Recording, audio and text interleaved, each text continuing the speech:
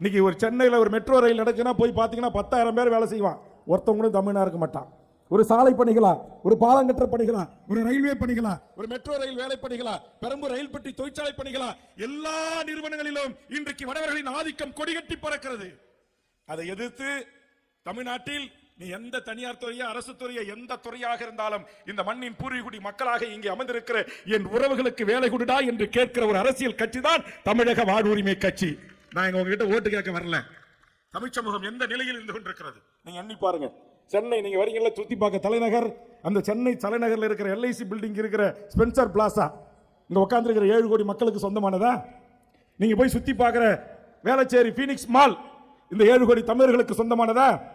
அப்படியே இந்த பக்கம் வடபழனிக்கு வாங்க, போரமால், கிரீன் பார்க் ஹோட்டல் அப்படியே நட்சத்திர விடுதி போல கட்டி வச்சிருக்கிறான், இங்க உட்கார்ந்து இருக்கிற ஒரு தமிழுக்கு சொந்தமானதா?